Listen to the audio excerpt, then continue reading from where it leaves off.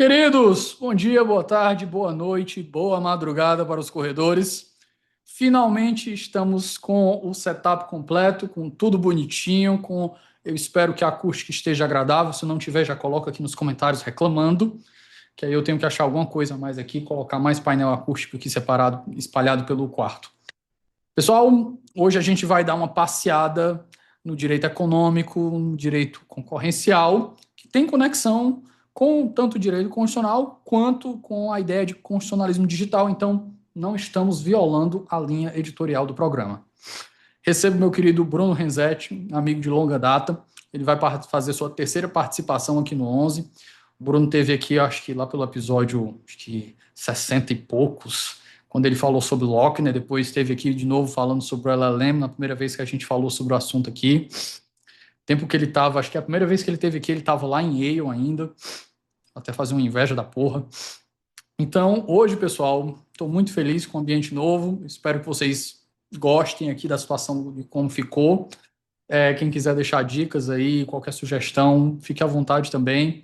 Lembre-se de deixar joinha, se inscrever no canal. Se você estiver escutando pelo Spotify, pelo Apple Podcasts, já deixa sua avaliação lá, sempre ajuda a gente. Ainda que você queira avaliar negativamente, lá, vai lá, hater, faça seu nome, siga seu coração, mas não deixe de avaliar, não deixe de se inscrever aqui no canal do YouTube, deixar seu joinha. Ajuda muito a gente.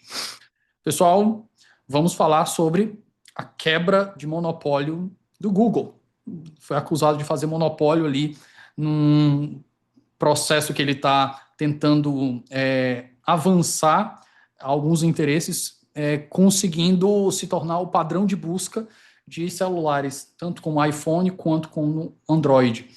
E como isso é feito e como isso pode impactar a posição de mercado do Google, né? E o que os tribunais nos Estados Unidos estão fazendo para eventualmente impedir que isso aconteça. Lembro também que esse podcast se sustenta com a ajuda de muitos de vocês. Agradeço muito os assinantes do 11 que estão aí recebendo livros, que estão tendo acesso antecipado aos nossos episódios. Lembre aqui que você quiser ser apoiador do 11, se o 11 faz parte da sua vida, te ajuda a enriquecer intelectualmente, se a gente está aqui nos seus ouvidos durante a semana, principalmente às sextas-feiras. Aqui na descrição do episódio você vai achar o link do nosso Apoia-se. Lá você vai ter acesso antecipado aos episódios, você pode receber livros da nossa curadoria, tem lá o nosso grupo no Telegram, com tudo completo. E também, meus queridos apoiadores, minha querida Contracorrente, a editora mais maravilhosa que existe nesse Brasil, que tem um cupom de desconto aqui, olha, e o cupom a gente ainda reverte em comissão. Para quem quiser comprar qualquer coisa do catálogo da Contra com 25% de desconto, tem aqui o cupom, está aqui escrito na descrição também, é só você acessar 11 Supremos 25. Você consegue comprar absolutamente qualquer coisa no catálogo da Contra com 25% de desconto. É isso, vai para cima. E, meu querido Felipe Augusto, lá no Ouse Saber, cursos preparatórios, para quem é aqui da turma dos concurseiros, que também foi a minha vibe durante um tempo. Pessoal, o Ouse é um lugar que tem materiais de primeira e o Felipe ele me disponibilizou também um cupom de desconto para quem quiser comprar qualquer curso do Ouse com desconto, acho que de 10% lá, e vai te ajudar a encurtar, eu tenho certeza que vai te ajudar a encurtar o teu caminho até a aprovação. O Felipe já ajudou aí mais de 5 mil alunos a entrar em cargos de magistratura, Ministério Público, Defensoria, e eu acho que o Ouse vai ser um grande bump aí na sua vida concurseira. É isso. Eu espero que vocês gostem do episódio de hoje. Meu nome é Davi Sobreira e esse é o 11 Supremos.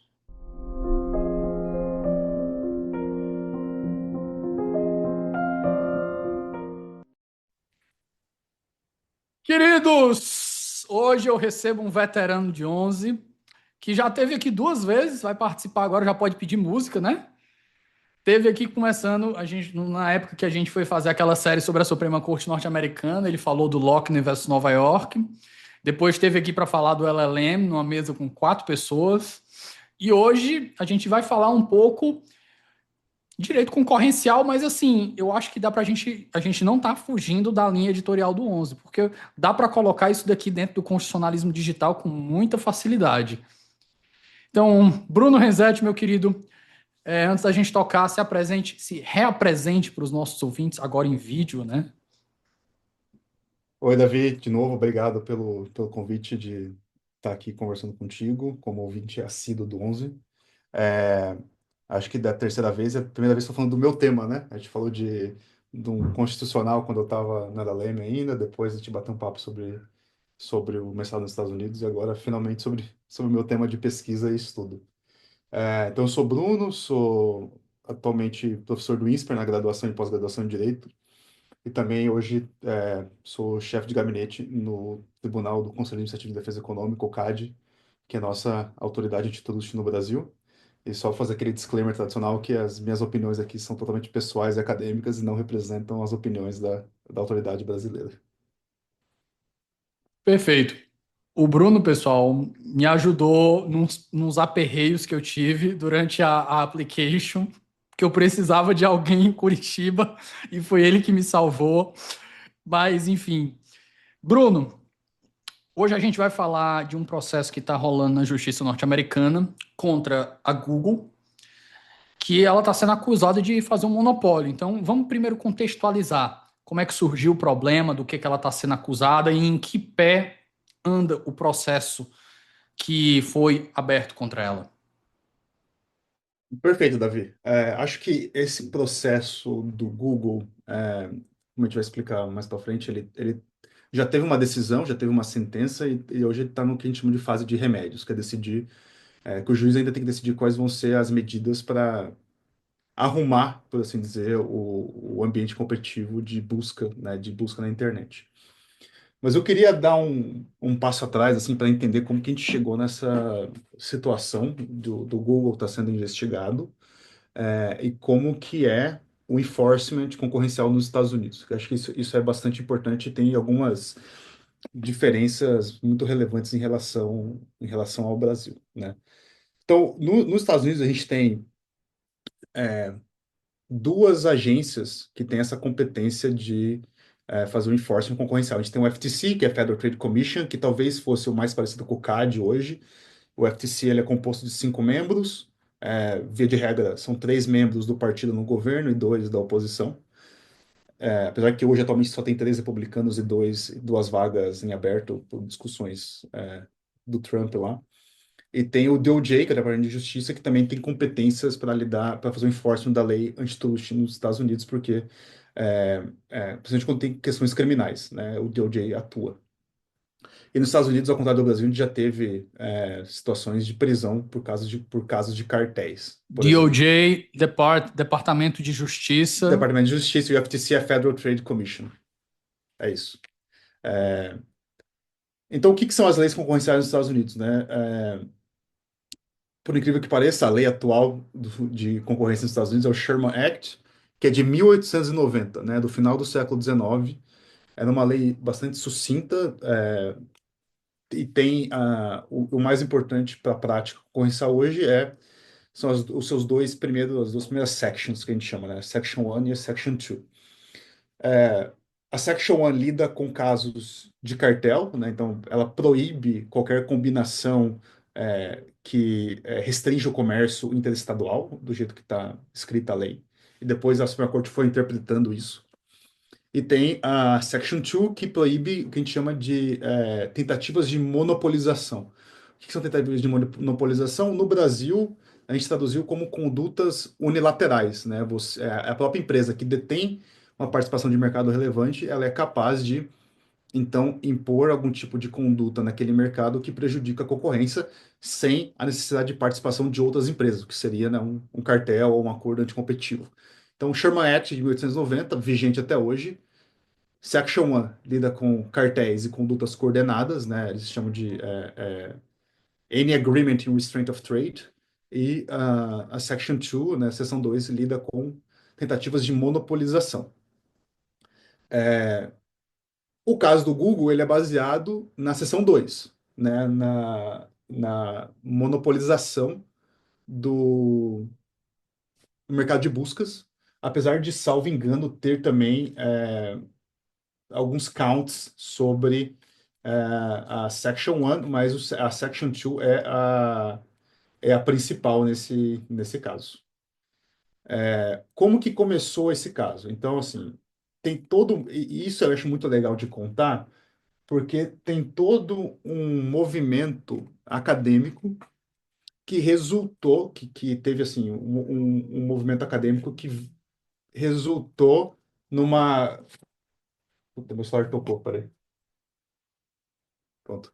Tem todo um movimento acadêmico que resultou nessa mudança de pensamento de como que deve ser o enforcement concorrencial com relação a plataformas digitais, né? Por que isso? Porque o antitrust americano, com seus mais de 100 anos de história, ele teve várias fases de como que as cortes entendiam a aplicação da lei. Então, se a gente for pegar ali na década de 60, onde teve, durante a Warren Court, por exemplo, que você conhece muito bem, tinha um entendimento de um antitrust mais que eles chamam de estruturalista. Eles estavam muito preocupados com concentrações de mercado.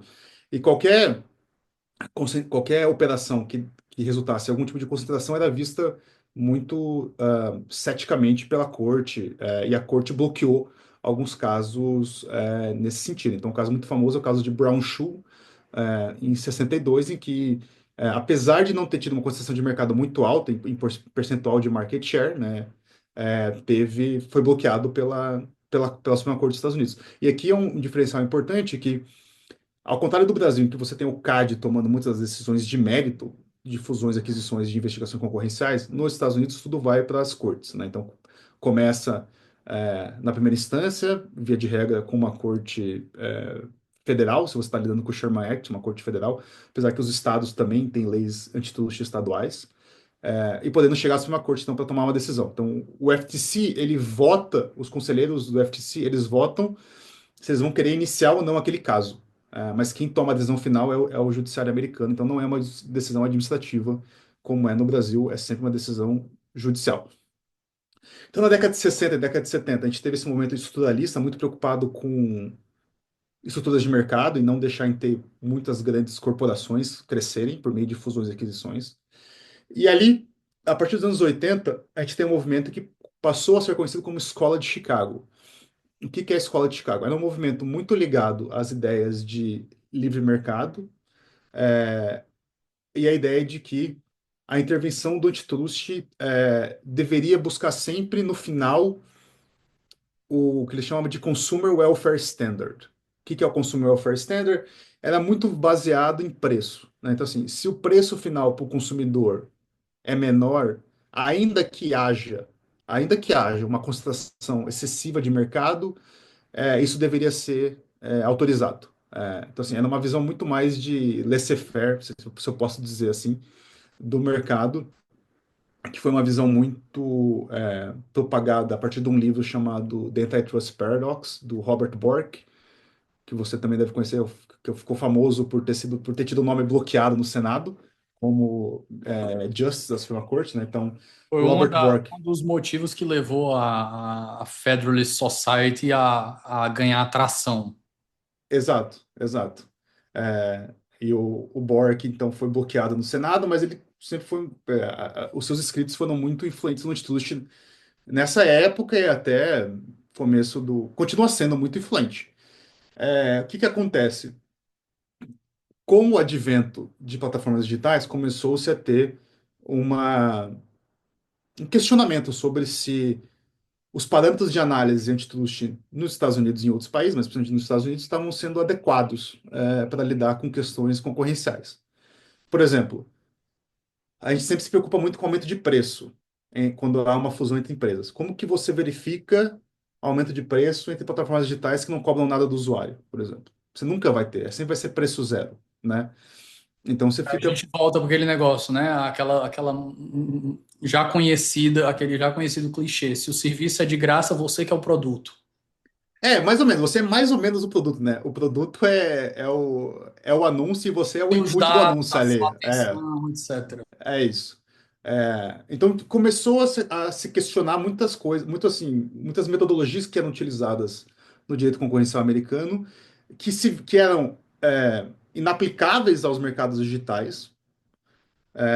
As cortes, entretanto, dado a importância do precedente e etc., nos Estados Unidos, continuavam aplicando esses entendimentos aos mercados digitais, logo os casos não iam para frente, era difícil você construir um caso, e um caso de Section 2, por exemplo, era muito difícil, porque o ônus da prova é muito grande para quem traz o caso. Então, era muito difícil construir um caso com base nesses precedentes. E daí ali, eu acho que eu posso dizer ali por 2015 para frente, é, começou a ter um movimento acadêmico muito grande de produção de estudos e papers questionando essas metodologias e questionando as decisões tomadas por algumas cortes, por algumas agências antitrust, né? E como marco desse movimento, eu acho que a gente pode citar quando foi publicado em 2017 um paper chamado Amazon's Antitrust Paradox, que foi escrito pela Lina Khan, que na época era JD Yale, ela estava no Triel. Ela publicou um paper, uma note, né, na revista de Yale, e pegou uma atração muito forte esse paper, porque ele meio que, além dele colocar a discussão, ele tentava fechar buracos de metodologias de análise antitrust ali. A Lina Khan virou meio que uma popstar, assim, teve profile dela no New York Times, Washington Post, etc. Ela tinha tido uma experiência trabalhando no Congresso anteriormente, e depois ela foi trabalhar no Congresso também quando o Congresso americano fez uma comissão especial para lidar com plataformas digitais, que acho que, salvo engano, foi 2020 que eles soltaram o relatório. Você deve lembrar que Mark Zuckerberg, Bezos, foi uma galera, foi dar testemunho no Congresso. E a partir disso ganhou uma atração muito forte essa discussão nos Estados Unidos. Na Europa também essa discussão estava acontecendo, então a autoridade do Reino Unido produziu um relatório sobre isso, a Comissão Europeia produziu um relatório sobre isso, e talvez um outro marco bastante importante foi em 2019, quando o Stigler Center, ligado à Universidade de Chicago, onde teoricamente essas discussões nasceu essa teoria que estava sendo aplicada desde a década de 80, né, da Escola de Chicago. O Stigler Center, por meio de vários acadêmicos, produziu um relatório meio que apontando o que deveria mudar no antitrust, indo de encontro ao que a Escola de Chicago propôs, né, desde a década de 80. Então, assim, esse relatório do Stigler Center e o artigo da Lina Khan, em 2017, assim, catapultaram a discussão para o grande público, né? Assim, existe alguma coisa que deve ser feita para a gente lidar com condutas anticompetitivas de big techs que estão acontecendo, e as autoridades hoje não têm talvez as ferramentas necessárias, não estão aplicando as ferramentas necessárias para isso. Então, esses papers acadêmicos, daí, assim, você tem muita gente que começou a escrever sobre isso, muitos eventos sobre isso, muitos congressos, etc. Isso deu, assim, a ignição para que, de fato, as autoridades começassem a olhar com outra lente os problemas das big techs, né? Sobre o caso do Google, né? Como que começou o caso do Google? Por incrível que pareça, ele começou na administração Trump em 2020, no final da administração Trump em 2020. O DOJ, junto com mais 11 estados, propôs uma ação com base na Section 2 do Sherman Act, alegando que o Google teria usado o seu monopólio em três mercados relevantes, incluindo o mercado de busca, para manter o seu monopólio e também entrar em acordos de exclusividade com fornecedores de computadores e celulares. Assim, essa era a ideia principal por trás do caso. O que eram esses acordos de exclusividade? Então, o que acontecia? O principal exemplo era o Google pagando a Apple para ser o buscador default, o buscador padrão no Safari. Então, hoje, se você compra um MacBook ou se você compra um iPhone, você abre o Safari e você vai buscar pelo Google. E você não escolhe isso. Isso já vem como padrão, né? Daí sempre tem o argumento de Eu ouço muito isso em sala de aula. Ah, professor, eu posso mudar o meu buscador. Você pode mudar o seu buscador. Você já tentou mudar seu buscador? Sim, são vários passos para você conseguir mudar o seu buscador, é, por meio de arquitetura de escolhas, do computador e do celular. A Apple torna isso Volta pro muito difícil. nudge, todas aquelas brincadeiras que o Sunstein gosta de fazer. Você torna muito difícil mudar o buscador. Eu lembro que uma vez eu fiz em sala de aula, eu peguei uma aluna que tinha um iPhone, uma aluna que tinha. Dois alunos que tinham um iPhone, e soltei um cronômetro para ver quanto tempo demorava para mudar, assim. Tipo, mais de 3 minutos para você conseguir descobrir onde que você consegue mudar, né? E você começa a ficar frustrado e simplesmente desiste de fazer isso, né? Isso para nós que somos relativamente jovens, né, Davi? Agora pergunta para os teus pais se eles sabem que eles podem mudar o buscador do Safari no iPhone, assim, é impossível. É muito, muito difícil você achar uma pessoa que esteja ciente disso, né? Então, por que que isso era relevante? Por que que o Google queria ser o padrão no Safari, principalmente? Porque como que o Google se alimenta? Como que o Google se torna uma plataforma melhor? Quanto mais buscas tiverem na sua plataforma. Então, quanto mais pessoas buscarem por podcast 11 Supremos, mais refinado vai ser o resultado que o Google consegue voltar para aquela pessoa, né? Então, assim, quanto Apple, iPhone super popular nos Estados Unidos, você tem muitos usuários nos Estados Unidos. Além disso, você tem usuários que têm uma capacidade de pagamento maior, né? Então, a gente sabe que o iPhone e o MacBook são produtos premium, então é um target, especialmente nesse tipo de público. Então, o Google queria esse público cativo da Vira que meio busca, um né? ovo, o problema do ovo e da galinha, né? Diz assim, mas É o isso, melhor buscador, mas ele é o melhor buscador porque a galera usa mais, e a galera usa mais porque ele tá no default e aí fica se retroalimentando. exatamente, exatamente. É uma coisa que a gente fala muito assim no Dia da Concorrência, meio que um corolário do Dia da Concorrência é ilegal você ser um monopolista? Não, não é ilegal você ter 100% do mercado, ou você ter 95% do mercado, desde que você conquiste essa participação de mercado nos méritos. O que que é nos méritos? Oferecendo um produto melhor, oferecendo um serviço mais barato, oferecendo maior inovação, ou coisa do tipo. O que é ilegal é você se engajar em condutas anticompetitivas com o objetivo de ou alcançar esse patamar de mercado relevante ou manter esse patamar, que é a acusação do Google aqui. A acusação não é que a acusação do Google, a acusação do Departamento de Justiça o Google tem o Google utilizou da sua posição dominante para manter o seu monopólio, por meio de condutas anticompetitivas, né? É essa a acusação aqui. E como que ele fez isso? Por meio dos contratos de exclusividade. Os contratos de exclusividade, eles não são ilegais por si, né? Assim, você tem uma discussão econômica muito grande sobre isso, porque existe um racional por trás do contrato de exclusividade. Só que, quando a empresa que tem 80, 90% de market share no mercado relevante específico engaja em exclusividade com outra que é dominante em outro mercado, aí sim a gente tem um problema. Por exemplo, se fosse.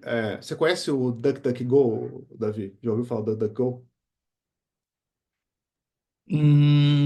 O nome já me apareceu, mas eu não tô lembrado sobre o que é, O Bruno. DuckDuckGo é uma plataforma de busca concorrente do Google. Não, não. Hoje eu utilizo ela Para mim, como eu meu só sei do Yahoo e do Bing. hoje eu uso o DuckDuckGo como meu default no Safari. É, e Eu do, o diferencial dela eu é do não contra. Daqui a guardar. pouco vai ser o GPT fazendo isso.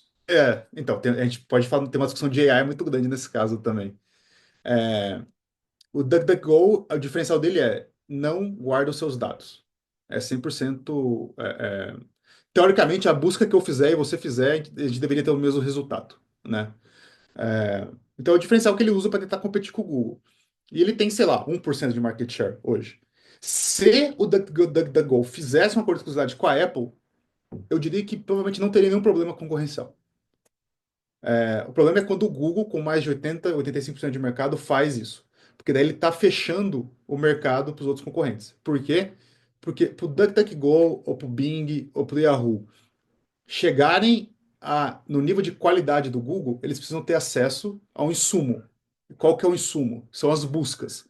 Se eles não têm acesso a uma parcela significativa das buscas, que são as buscas feitas no Safari, é em decorrência de um contrato de exclusividade que coloca o Google como padrão, que o Google paga a Apple para ser o padrão do Safari, isso pode ter um problema concorrencial. Porque o Google não está competindo nos méritos. Ele não está chegando no maior número de consumidores porque ele é melhor. Ele está chegando porque ele já tem uma posição dominante capaz de dar a ele a possibilidade de fechar um acordo com a Apple. Se o mesmo, e é interessante se a gente for ler nos depoimentos do caso, mesmo se o Bing quisesse fechar com a Apple não fecharia porque o Bing não conseguiria pagar o que o Google paga. Então, assim, é uma questão super nuançada nesse sentido. Vamos tratar de Diga. alguns pontos que são conceituais. Tu falou em mercado relevante, tu falou em monopoly power. Desenha como é que isso está dentro das acusações do DOJ e como isso foi Uhum. absorvido eu não sei se já teve uma sentença inicial no primeiro grau, acredito que sim. Uhum. Teve uma sentença no meio do ano passado, em que, pela primeira vez, um juiz, né, pela primeira vez teve uma decisão de uma corte americana dizendo o Google é monopolista. Por quê? Porque a partir do momento que você reconhece o Google como monopolista, aí sim você pode imputar ele as condutas anticompetitivas. No quadro americano Você de ser decisão. monopolista não necessariamente é, como você disse, é ilegal, né? Mas Uhum, quando né? você é classificado daquela forma, você se submete a um regime jurídico diferenciado. É isso? É isso. Eu falo nas minhas aulas que se você tem que lembrar do Uncle Ben do Homem-Aranha. Com grandes poderes vem grandes responsabilidades. Se você tem um market share muito alto, você tem que tomar cuidado com qualquer coisa que você faz no mercado, porque qualquer coisa que você faz no mercado pode ter um efeito disruptivo no sentido ruim da palavra. Assim, pode tombar o mercado para um lado ou para o outro, ou conduzir o mercado a um caminho que talvez não fosse o caminho mais adequado em uma situação de plena concorrência, né? Tá, mercado relevante. O que que é o mercado relevante? Conceito super importante para o direito concorrencial, assim, conceito basilar de qualquer caso, seja no Brasil, seja nos Estados Unidos, qualquer outra jurisdição. O mercado relevante a gente pode pensar como uma caixinha onde se dá a competição. Então a gente tem que definir quem compete com quem, né? É, isso em qualquer mercado, né? Então, por exemplo, a gente pode pensar Coca-Cola compete com a Pepsi, compete com o Guaraná, compete com Sprite, sei lá. Coca-Cola compete com o Guaraná Jesus. É uma pergunta que pode ser feita, assim, num caso de concorrencial. Pode ser que ele compita com o Guaraná Jesus no Maranhão, mas, assim, no Paraná não vai competir, entendeu? Então, você tem uma discussão de definição de mercado relevante produto, que é o mercado relevante produto, o que que é? Refrigerante. E o mercado relevante geográfico. É nacional, é estadual, é regional, pode ser global o mercado relevante também. Então, você tem que decidir quem compete com quem, porque nem todos os produtos competem com todos. É, e daí você pode também segmentar isso. Então, se a gente for pensar em carros, por exemplo, a Ford compete com a Chevrolet em quais segmentos? Em carros sedã, em minivans, em hatchback. Daí você vai segmentando o mercado até achar o universo de competição. Essa é a ideia de mercado relevante. No caso do Google, e um ponto atrás também é que a mesma empresa pode atuar em diversos mercados relevantes, né? Então, Você pensa num conglomerado, ele atua em N mercados relevantes, e daí você vai ter que segmentar aquele mercado numa, num mercado específico, quando você for analisar aquele produto específico. Essa é a ideia de mercado relevante. Sobre poder de monopólio, aí aqui a gente tem uma diferença conceitual interessante entre Brasil e Estados Unidos. Na lei brasileira, a gente não fala em poder de monopólio, a gente fala em posição dominante. O que é uma posição dominante? A lei brasileira coloca que deter mais de 20% de participação de mercado traz uma presunção relativa de posição dominante. E isso pode ser afastado de acordo com as estruturas de mercado, de acordo com N razões, mas via de regra, se você tem mais de 20% de mercado no Brasil, a autoridade vai prestar mais atenção no que você faz. Nos Estados Unidos, eles usam monopoly power, poder de monopólio. E aqui você tem uma régua muito mais alta. Eles estão procurando coisas de mais de 80% de mercado relevante. Então, por isso que a briga, muitos casos antitrust, Davi, e você foi muito bem na sua pergunta, a briga é sempre na definição de mercado relevante. Uma das brigas principais. Por quê? Porque, via de regra, a autoridade, ou quem está trazendo o caso, vai tentar restringir ao máximo esse mercado relevante. E as partes que estão sendo acusadas, estão se defendendo, ela vai tentar expandir ao máximo o mercado relevante. Por que isso? Porque se você expande o mercado relevante, você dilui a participação de mercado. Diluindo a participação de mercado, a chance de você ter um poder de monopólio é muito menor. Então, essa é uma discussão super relevante em casos, em casos de antitrust, né? O que aconteceu no caso do Google, por exemplo? É, o juiz, no caso, ele definiu que o Google tinha monopoly power em dois mercados principais. O mercado que chama de general search, né? Entrar no site do Google e pesquisar. É o mercado de busca em geral. E o mercado de ads, de anúncios. São os dois, os dois principais. Então, primeiro, define-se o mercado relevante. São esses dois mercados. Daí, analisa-se se a empresa ali tem poder, de monopólio. Daí o juiz chegou na conclusão que sim, o Google tem poder de monopólio nesses dois mercados. Daí analisa-se se a conduta tem efeitos anticompetitivos. E daí, no caso específico, o juiz entendeu que a conduta dos acordos de exclusividade tinha efeitos anticompetitivos. E no final, que o Google não conseguiu demonstrar nenhuma justificativa razoável para esses acordos, a não ser fechar o mercado ou impor obstáculos à concorrência. Então, o Google não conseguiu demonstrar que havia eficiências oriundas desse mercado relevante, não, dessa conduta no mercado relevante. Então, por exemplo, vamos pensar. Se a gente fala em concorrentes do Google, quem que vem na sua cabeça, Davi? Quem que você acha que concorre com o Google hoje em mercado de busca? É como eu estava falando para você, eu só sei do Bing e do Yahoo. E agora, assim, né, os mecanismos de IA estão começando a ser usados para isso, mas assim, eu acho que isso é muito específico. Você não usa IA para fazer a busca do dia a dia. Usa IA para fazer buscas mais sofisticadas. Uhum. Exato. Super, assim, e isso que você falou, inclusive, teve gente do experts da OpenAI e de outras empresas que testemunharam no caso e falaram isso, assim, e não vai conseguir substituir em tudo. O mercado de busca, em geral, vai continuar existindo. O Google, no caso, o que que o juiz. Qual que é o desafio do juiz nesse caso? É definir um mercado relevante. Então, ele tem que definir quem compete com o Google. E o Google queria expandir esse mercado o maior possível. Então, por exemplo, queria falar que o TikTok concorre com o Google no mercado de buscas. Foi né, que social media competiriam com o Google no mercado de busca. É, o juiz não aceitou essa, essa, esse argumento do Google Mas o que é diga, que fundamentava isso aí? A pessoa usar o TikTok como mecanismo de busca? coisas do tipo assim, você quer buscar uma receita, por exemplo. Você poderia buscar uma receita no TikTok, em vez de buscar uma receita no Google.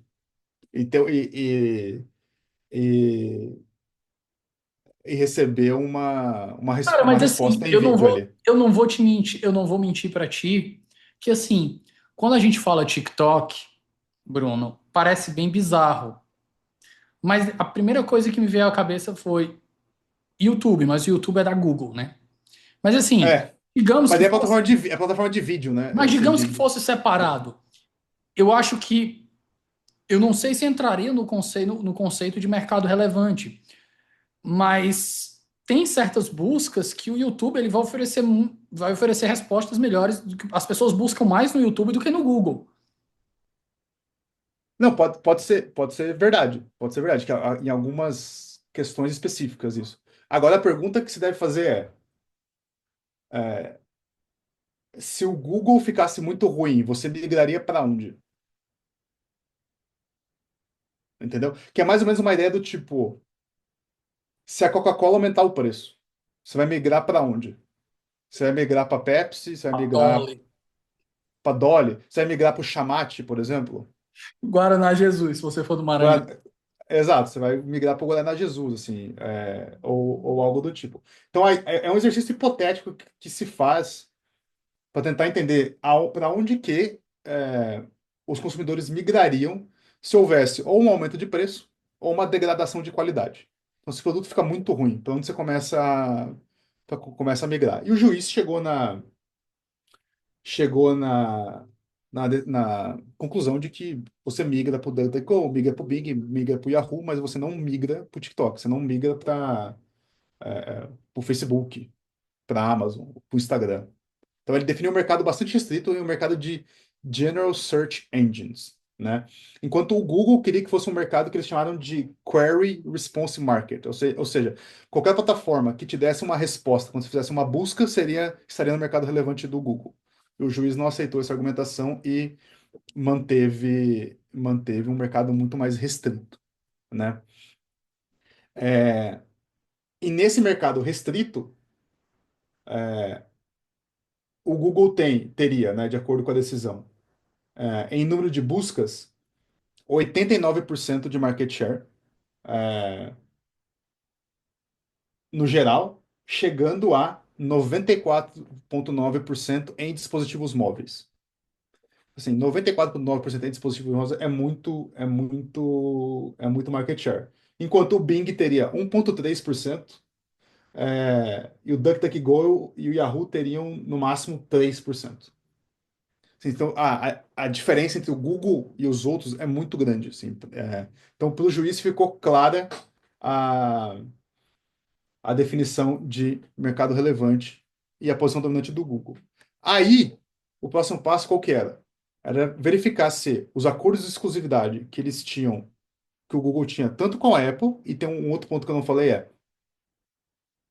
o que o Google desenvolve, é, além de o Google não desenvolve celulares, ele não desenvolve hardware, né? Tem o Pixel, mas eu não sei até que ponto o Pixel pegou. Mas ele desenvolve o Android.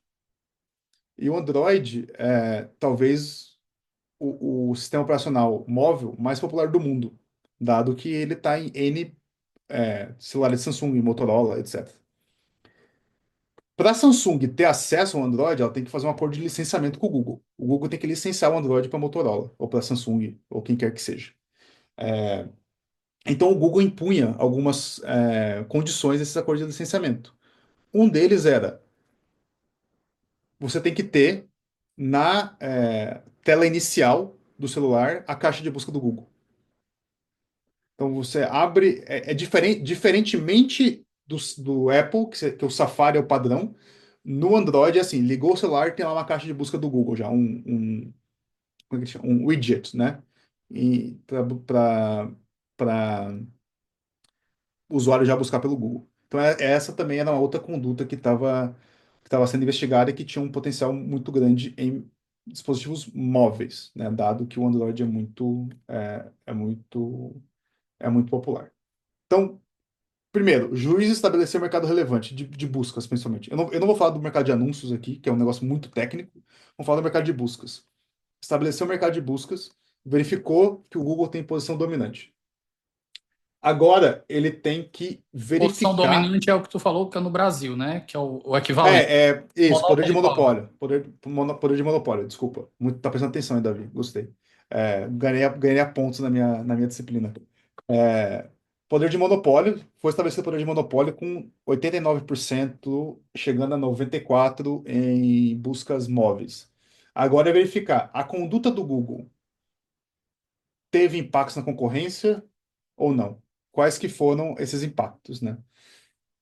Então, da decisão, o juiz analisa, Dentro desse diga, ponto, Bruno, deixa eu te fazer uma pergunta para tu incluir diga. nessa resposta. O que é que a gente, eu até abri a gente falando de constitucionalismo digital, né?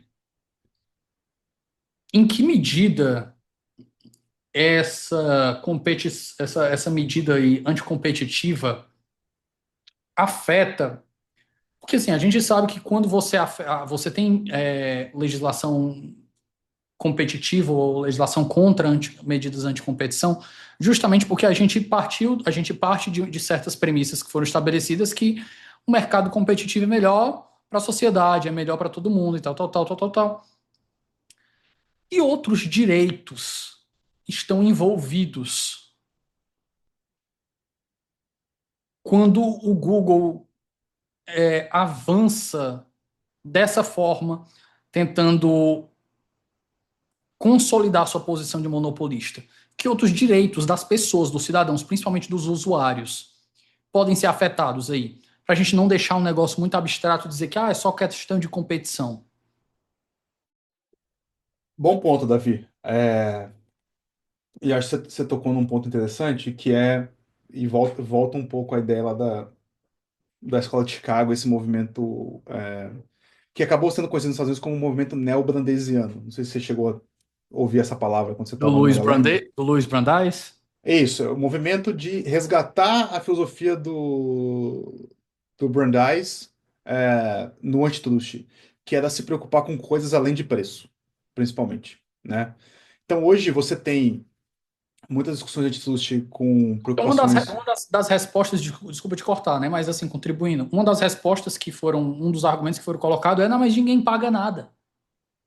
É isso. Ninguém paga nada, ou todo mundo usa o Google porque é melhor. Sim, se eu tivesse que escolher, eu escolheria o Google, né? O problema é que você não tem essa oportunidade de escolha. Alguém está fazendo a escolha por você, e quem está fazendo a escolha por você são duas grandes corporações. Eu acho que entra tudo naquele ciclo de novo, né? Ele é melhor porque ele comete esse tipo de.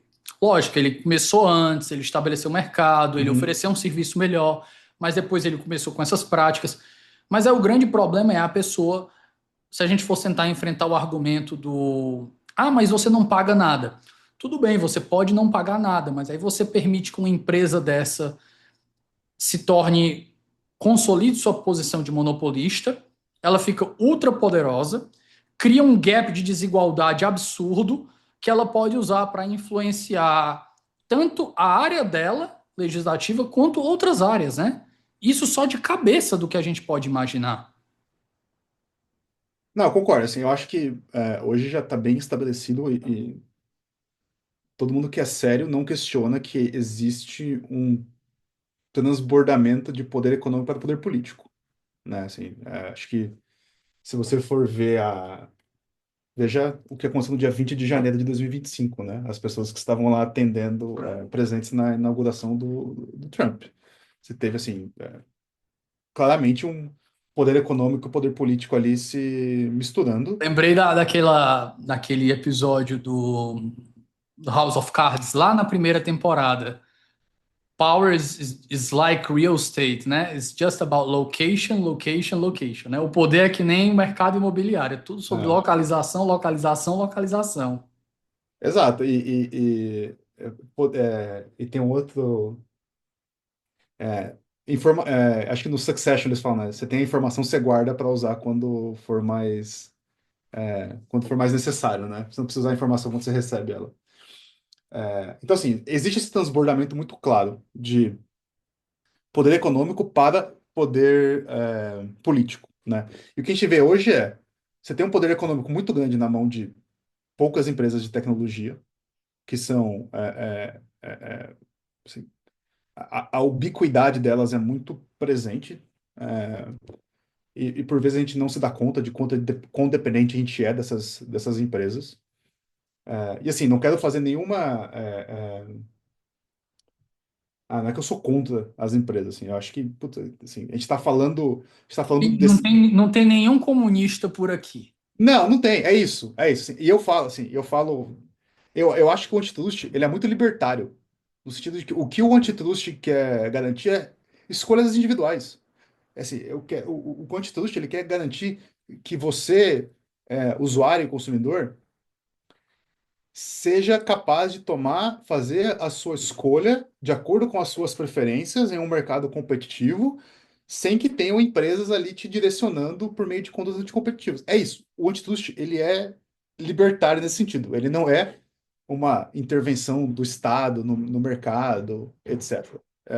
Ele é em certo ponto, porque a gente já tem teorias econômicas bem estabelecidas que mostram que é, é, poder de mercado, monopólio, levam a ineficiências. Eu diria bem liberal, no sentido assim, até mais smithiano da história. Porque se tu for falar que é libertário, os libertários, principalmente aqui do Brasil, eles vão dizer que não, no libertarianismo você não precisaria disso, porque não existiria monopólio. Essas coisas não aconteceriam. Aí eu sempre digo, bicho, libertarianismo é só tu assistir The Walking Dead. Pronto, é o experimento ali. É uma série sobre libertarianismo, teoria geral do Estado ali na veia. Mas vai lá, Bruno, continua. É, então, o que eu estava dizendo é que, assim, tem essa ideia de, no final, você querer beneficiar o consumidor com produtos de menor preço e melhor qualidade, mas tem uma série de outros bens jurídicos, por assim dizer, que também são tutelados pelo antitrust. Então, você pode tutelar mercado de trabalho pelo antitrust, por exemplo. Então, um mercado em que você tem um maior número de competidores é um mercado que oferece maiores oportunidades de emprego, e oferece melhores salários, do que um mercado que é concentrado, por exemplo. Hoje você tem discussões de sustentabilidade antitrust, por exemplo, discussões muito relevantes sobre isso. Então a gente está meio que saindo um pouco da caixinha de preço e numa caixinha de é, o que, é, o que mais que o antitrust pode tutelar além de preço, né? Porque se a gente for pensar só em preço, plataformas digitais, a gente nunca vai conseguir fazer o enforcement adequado, porque não vai ter um aumento de preço ali. Mas você pode pensar em uso exploratório de dados pessoais, por exemplo, sem o seu consentimento, que é algo que tanto o pessoal de privacidade, proteção de dados, quanto o pessoal de trust tá preocupado. Hoje você tem criação de ecossistemas digitais em que você acaba ficando preso no ecossistema por falta de interoperabilidade entre diversos equipamentos, por exemplo, que é outro problema que o antitrust e a regulação podem buscar resolver, né? Então, assim, quando a gente fala do problema do problema do Google com esses contratos, um exemplo muito bom é um exemplo que tem o próprio diretor da Apple, no seu depoimento, ele falou que foi um argumento que o DOJ levantou, que era o seguinte: ao pagar a Apple para ser o padrão, o que o Google, na verdade, está fazendo, ele está pagando para a Apple não entrar no mercado de busca. Porque se a Apple, dado o poder, a capacidade de inovação dela, e o número de usuários que ela tem ao redor do mundo, ela poderia criar os seus mecanismos de busca, tornar padrão do Safari, é, e se tornar um competidor relativamente próximo do Você disse, Google. ela está começando agora, ela está começando, ela não teria problema nenhum de competição de fazer isso, porque ela até está fora do mercado, né? Ela poderia inovar e com um produto novo de busca, sei lá, o iSearch, e quero competir no mercado de search. Ela poderia fazer isso. Mas para ela conseguir monetizar isso, ia demorar algum tempo, igual o Google consegue monetizar hoje. Então, quando o Google paga para a Apple, para o Google ser o padrão, ele está criando um desincentivo para a Apple inovar. Inovar num cenário de contrafactual era desenvolveu o seu próprio mecanismo de busca e, então, é, dar ao consumidor uma opção a mais de busca. Então, esse seria um potencial malefício para o consumidor. Ele deixa de ter acesso a um potencial novo produto, dado que o ator com posição de monopólio hoje é capaz de pagar para que um concorrente fique fora do mercado, por assim dizer. E isso, teve um VP da Apple nos depoimentos que foi perguntado isso, ele falou assim, não posso dizer que não. Se ele, de fato, cria... Não posso dizer que não cria desincentivos para a Apple deixar de entrar no mercado. É, então, assim, para o consumidor você tem redução de incentivos à inovação, por exemplo, quando você tem um poder, um monopolista com esse tipo de conduta. Ponto seguinte, do ponto de vista Diga. precedente, é, a palavra é horrível em português, porque a gente está aportuguesando, precedencial, precedential, né? Do ponto de Uhum. vista dos precedentes, existe algo que é controlador ou meramente persuasivo? Porque de cabeça eu lembro de dois. Tem o United States versus Microsoft e o Uhum. clássico da quebra, que é Standard Oil, que eu acho que eles nunca fariam isso com o Google na vida, né? Eu Uhum. te pergunto, tem como primeiro tu esclarecer os dois, trazer os fatos aqui do que eles falam, se algum dos dois tem alguma aplicação e se a aplicação aqui é controladora ou é meramente persuasiva na teoria dos precedentes. Tá, vamos lá. Boa lembrança, Davi. Standard Oil, um caso de 1911, se não me engano. É o primeiro caso que de fato deu dentes para o Sherman Act nos Estados Unidos. Por quê? Porque ele foi promulgado em 1890, ele ficou um tempo ali sem muita aplicação. E daí, no governo Ted Roosevelt, ele que era conhecido como Trust Buster, como ele se elegeu como uma plataforma de governo de ir atrás dos grandes trusts americanos, né? Então você tinha Cotton Trust, Oil Trust, todos os grandes conglomerados nos Estados Unidos. E a Standard Oil foi a decisão, em 1911, pela Suprema Corte Americana, que reconheceu que aquela organização em trusts, né, nada a ver com o trust que a gente existe hoje, mas assim, que é o jeito que era organizado em trusts, na época, era de fato uma combinação, um acordo anticompetitivo. Logo, estaria sujeito às regras do Sherman Act. A Suprema Corte entendeu que era ilegal e mandou fazer a quebra da Standard Oil em várias outras pequenas empresas. Né? Essa é o famoso breakup da Standard Oil. Assim, foi capa do New York Times na época. Nas minhas aulas eu ponho no slide assim, a capa do New York Times da data que saiu a decisão, etc. E até hoje é utilizada como uma ideia de, olha, é possível, a Suprema Corte já decidiu que você pode quebrar empresas. Acho que nesse sentido poderia ser controlador, no sentido de, tipo, não estaria inovando em decidir que empresas podem ser quebradas. O que aconteceu no Microsoft? Principalmente a Microsoft teve uma trilogia de casos, talvez o mais relevante é o Microsoft 3, que foi decidido em 2001. Inclusive, para quem quiser ver, se você procurar Bill Gates, Microsoft, Antitrust no YouTube, tem o vídeo dos depoimentos dele. Super interessante ver ele depondo sobre o caso. Interessante para quem é nerd, igual a gente, né, Davi? Para pessoas normais, talvez não seja tão interessante. É, o, a Microsoft estava sendo acusada de, assim, numa tradução muito boa, de venda casada. O que a Microsoft estava fazendo?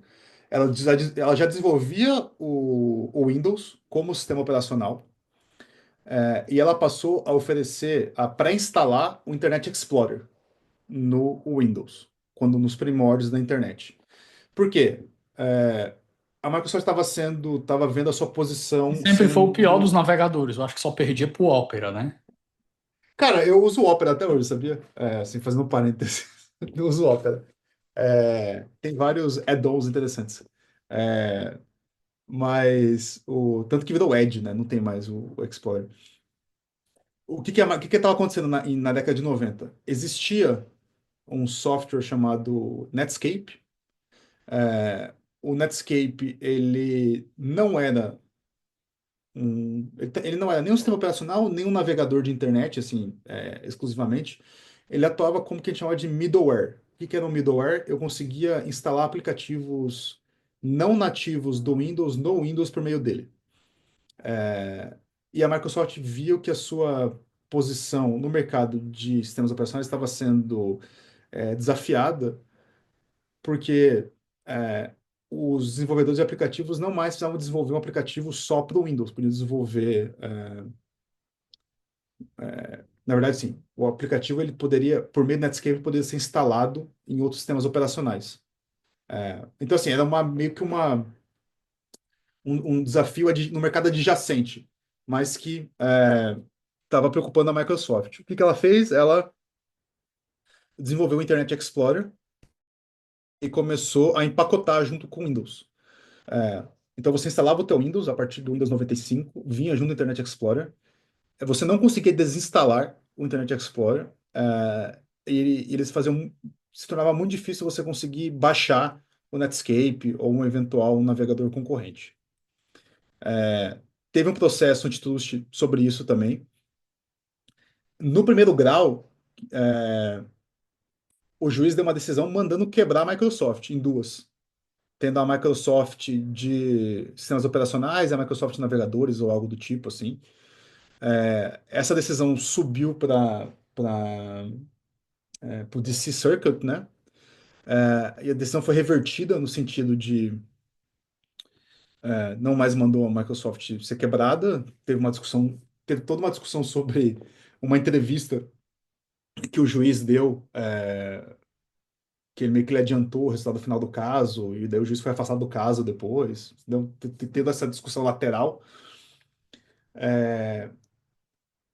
mas foram impostos alguns remédios à Microsoft, e depois eles fecharam um acordo com o Departamento de Justiça, que era não mais fazer esse empacotamento do Internet Explorer e etc.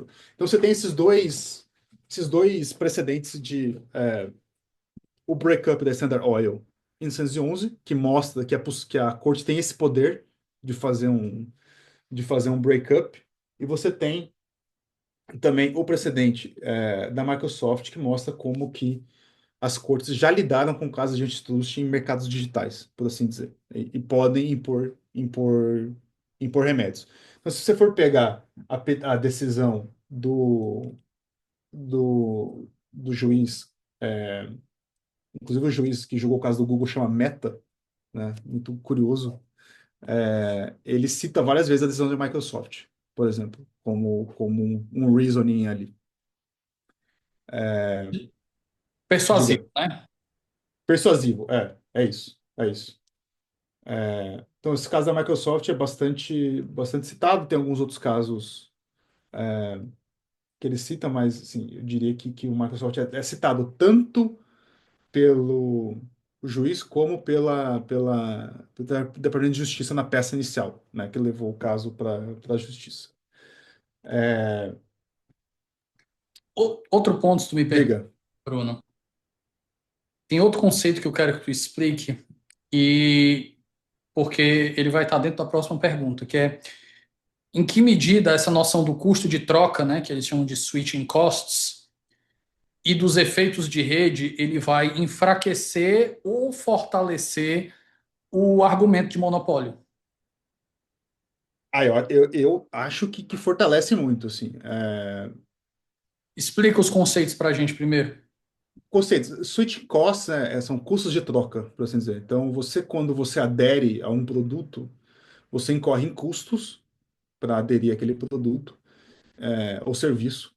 E para você mudar, em algumas situações, pode ser muito custoso para você. Principalmente em mercados que a gente chama de single homing, né? Não faz sentido você ter mais de um mercado, utilizar mais de um concorrente ao mesmo tempo. Por exemplo, você chama mercado de transporte por aplicativos, é um mercado multi-homing, que os switching costs são muito baixos. Você pode ter Uber, 99 e outros aplicativos no seu celular e abrir os dois ao mesmo tempo sem incorrer em nenhum custo. Mas alguns outros mercados você tem switching costs muito, muito altos. Então, quando você adere, por exemplo, um um exemplo da vida real, assim, por assim dizer, né? Quando você adere a um serviço de TV a cabo, por exemplo, ou internet, é difícil você sair dele e mudar. Você tem todo um processo de cancelamento, ligar na central e vir buscar o modem e etc. Então são switching costs relativamente significativos, né? É, no caso do Google, você mudar o padrão é um switching cost relevante, porque você tem que, primeiro, descobrir como que faz isso. Você tem que ter a consciência de que isso é possível. É, e também estar disposto a gastar aquele tempo em mudar, né? Assim, só assim, 3, 4 minutos é pouco? Ah, pode ser pouco, mas você consegue ficar 3, 4 minutos fuçando o teu telefone para mudar isso? Acho que você tem que estar muito interessado em, em, em fazer isso, né? Assim, apesar que o Google falava assim, na verdade, isso é muito fácil. Você consegue mudar isso rapidamente, né? Mas não foi comprado pelo juiz dessa argumentação. Bastava o advogado da parte contrária, do advogado do DOJ fazer o que tu fez com os teus alunos, né? Excelência, experimente aí, o seu que tem um iPhone, faça a troca aí. Talvez poderia ter sido um exercício interessante na corte, né? É, e essa questão de efeitos de rede é muito o que você falou, assim, de se retroalimentar, né? Então, quanto mais usuários o Google tem, melhor se torna o seu produto, né? O volume de buscas que ele tem torna o resultado melhor. Então, a competição é sempre pela busca, né? É sempre pelo maior número de buscas. É, Se os concorrentes não têm acesso a essas buscas, os seus efeitos de rede são muito limitados, não conseguem entregar um produto, um produto melhor, né? Então, eu estou com a decisão aberta aqui, eu estou vendo, o juiz fala que o Google ele tem nove vezes mais buscas do que todos os seus concorrentes combinados. E em dispositivos móveis, esse número sobe para 19 vezes. Você tem 19 vezes mais efeitos de rede, por assim dizer, do que todos os seus concorrentes, o que os seus concorrentes combinados. É, por exemplo, 13 meses de buscas do Google corresponde a 17 anos do Bing. Então, para o Bing conseguir chegar no nível de buscas que o Google precisa de 13 meses, ele precisaria de 17 anos para chegar. Então, assim, é esse o cenário competitivo do mercado de buscas, né? Então, assim, são vantagens de escala que o Google tem. Possivelmente, assim, conquistou muito disso por ser um produto melhor, mas a partir do momento que você atinge essa posição de monopólio, você tem que tomar um pouco mais de cuidado com as suas estratégias de negócio. O que é que o DOJ propôs? O que é que ele pediu para a justiça? Então, primeiro ele pediu para o Google ser reconhecido como monopolista, que é do passo um, e foi reconhecido como monopolista. O juiz entendeu que as condutas dos acordos de exclusividade eram de fato anticompetitivas, porque você estaria fechando o mercado para outros competidores. O que é fechar o mercado? É você não deixar o competidor ter acesso a um insumo necessário para o desempenho da atividade econômica, nesse caso, as buscas, né? Além disso, você estava negando, a partir do momento que você fecha o mercado, você também não deixa, os rivais não podem ter a escala necessária para se tornarem um competidor razoável contra o Google, né? Então, tinha toda essa questão também. Então, o DOJ pediu que o Google fosse reconhecido como monopolista e que as suas condutas anticompetitivas fossem reconhecidas como anticompetitivas, logo sujeitas a remédios. Só que a discussão de remédios não foi tratada na decisão que já saiu no ano passado, né? Então, primeiro foi o juiz reconhecer a posição do monopolista e as condutas anticompetitivas, e agora está numa discussão de remédios, né? O que que a gente vai fazer para resolver o problema do mercado? Então, acho que, acho que foi abril, ali por abril ou maio, teve algumas semanas de trial, nos Estados Unidos, em que as partes apresentaram as suas propostas de remédios, né? Tanto o Google quanto na verdade, o DOJ apresentou, o Google estava rebatendo as propostas de remédio, e são levados vários. É interessante que eles chamam expert witness, né? Então são muitas pessoas de economia, pessoas de direito, que estão explicando para o juiz o caso. Então esses trials demoram algumas semanas. E a sentença não sai no final do trial, né? Demora alguns meses. Então a gente está na expectativa de que essa decisão venha ali por talvez começo de setembro, do que vai acontecer com o Google. E a depender da decisão do juiz e a depender de como, se de fato o Google vai ter que seguir essa decisão, se vai ter apelação e como que vai seguir, vocês vão depois fechar um acordo, o que que vai seguir, a gente tem um potencial de reconfiguração do que a gente conhece como internet hoje, em algum aspecto. Porque talvez o principal remédio que o DOJ está lutando é a venda do Chrome. O DOJ gostaria que a venda, o Google tivesse que desinvestir o Chrome. Não mais verticalizar o serviço de busca com o serviço de navegação. E muitas das discussões do trial era isso.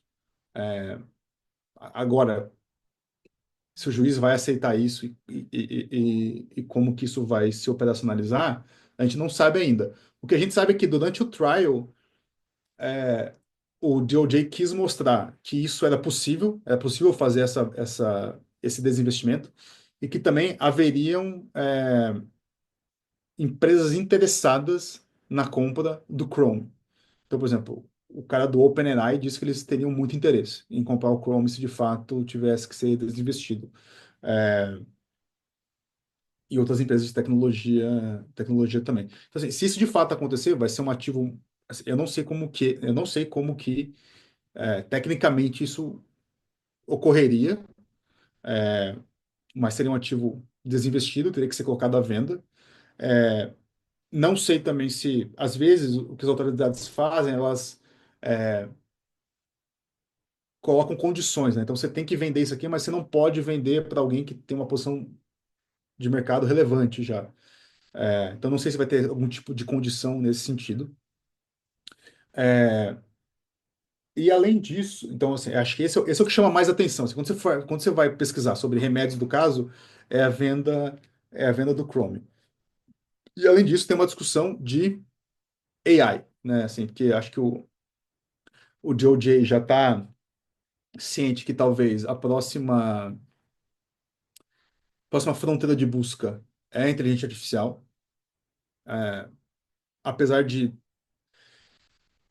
talvez não serem mercados relevantes correlatos, assim, são correlatos, mas O não são Google já está mesmo, né? usando isso e relativamente bem, É né? isso. Faz umas Então, o Google, perguntas, você faz exato. perguntas maiores, ele te dá uma resposta mais sofisticada hoje em dia. Isso, a primeira resposta que vem é do Gemini, né? O Gemini te dá uma resposta em cima ali. Então o DOJ também está preocupado em eventualmente impor algum tipo de medida que impeça o Google de fazer essa alavancagem da posição dele em busca para a posição no mercado de IA generativa, né? Mas são todos remédios bastante técnicos que acho que assim, vai demandar uma cooperação muito grande das partes em conseguir fazer esses remédios ficarem de pé. Mas em ficando de pé, eu acho que a gente tem um potencial de ver assim uma reconfiguração do que a gente chama como a gente entende a internet hoje, da posição do Google, o Chrome e etc. Tanto é que a decisão do ano passado assim, é vista como a principal decisão de antitrust desde 2001, que foi a decisão da Microsoft, e como uma vitória muito grande desse movimento acadêmico que começou ali 2010, 2015, em trazer essa discussão para a vida real, em trazer essas discussões para os tribunais, começar a ter, daí, para fechar o raciocínio de precedentes, Davi, começar a ter decisões dos tribunais sobre isso, que reconheçam esses problemas, que isso possa ser replicado em outros casos. Porque hoje a gente tem alguns outros casos pendentes também. Você tem o caso do FTC contra a Meta, pendente. É, você tem o caso do Google Ads, que teve uma decisão já também, mas está pendente de remédios. Então, você criar esses precedentes que reconhecem a aplicação do antitrust em mercados digitais é importante para começar a fomentar essa cultura no judiciário americano, por assim dizer, de fato a gente pode aplicar isso aqui. Eu não vou ser o primeiro, eu vou ter os precedentes, eu posso seguir o que já foi decidido em outras, é, em outras situações. E isso, assim, é algo que foi muito forte no governo Biden, porque a Lina Khan, que escreveu aquele artigo em 2017, ela foi a presidente do FTC durante o governo Biden. Então, ela puxou muito dessas discussões.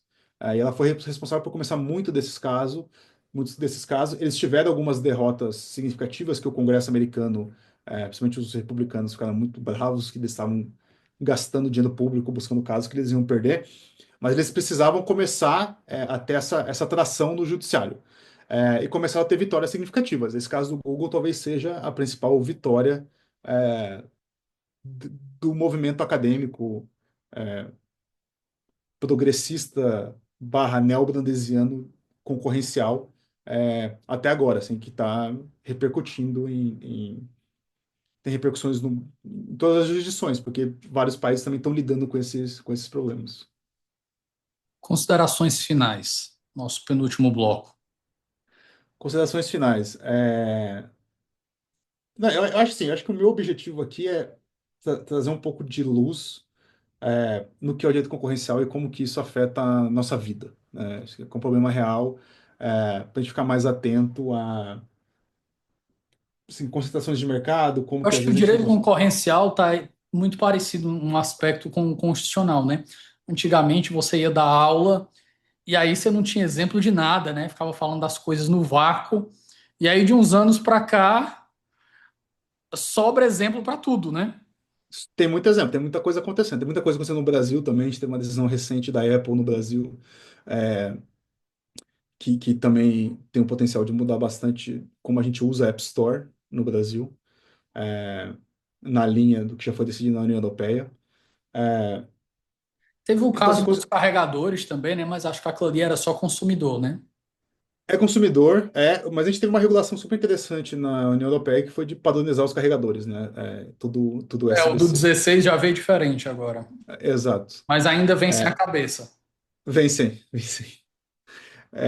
Mas assim, eu acho que muito o que eu quis fazer aqui e tento fazer em sala de aula é desmistificar o direito concorrencial, mostrar que não é um instrumento assim de intervenção indevida do Estado na economia, é algo que está ali para proteger você, consumidor, cidadão, né, do poder de mercado, de trazer um mercado competitivo que te proporciona melhores escolhas e melhores produtos mais inovadores. Ninguém aqui está contra grandes corporações. Acho que isso a gente tem que deixar bem claro que a gente não é contra grandes corporações, a gente é contra o abuso do poder de monopólio que trazem prejuízos à concorrência e ao consumidor, né?